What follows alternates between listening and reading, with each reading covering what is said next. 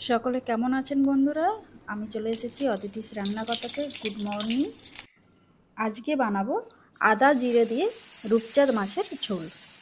অনেক দিন পর মামা শ্বশুরের বাড়িতে গেছিলাম, তো মামা শ্বশুরের বাড়ি থেকে এটা পাঠিয়েছিল। মাছগুলো কত বড় বড় দেখুন, তাই না? আর খুব সুন্দর টেস্ট। গ্রামের বাড়িতে পুকুরে এই মাছ চাষ করা হয়, আর এত বড় হয়, এত সুন্দর টেস্ট হয়। আপনারা যদি এই মাছ খেয়ে থাকেন অবশ্যই কিন্তু কমেন্ট করে জানাবেন। প্রথমেই আমি লবণ আর হলুদ দিয়ে মাছটাকে ভালো করে ভেজে নিলাম। তারপর কেটে রাখা ঝিঙে আলুটাকে লবণ এবং হলুদ দিয়ে হালকা একটু ভেজে নিলাম। মাছের তেলেই আমি অ্যাড করলাম টমেটো কুচি এবং অল্প পরিমাণে আদা বাটা, জিরে গুঁড়ো। মশলাটা ভালো করে কষালাম। এরপর অ্যাড করলাম একটু হলুদ গুঁড়ো, একটু লঙ্কা গুঁড়ো। ঝালটা আপনারা আপনাদের মতোই ইউজ করবেন। তারপরে আমি দিয়ে দিলাম আগে আলুগুলোকে ভালো করে একটু কষে নিলাম। ঝিঙেটা আমি পরে অ্যাড করলাম।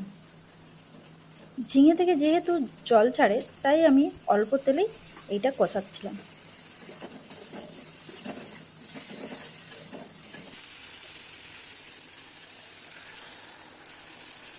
দেখুন মোটামুটি ভালো করে কষানো হয়ে গেছে।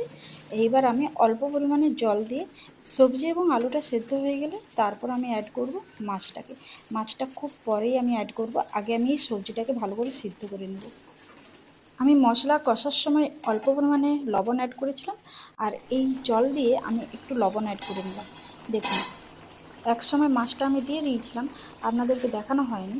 দেখুন আমার তরকারিটা প্রায় রেডি হয়ে গেছে এবং আলুগুলোও ভালোভাবে সেদ্ধ হয়ে গেছে, সবজিটাও সেদ্ধ হয়ে গেছে।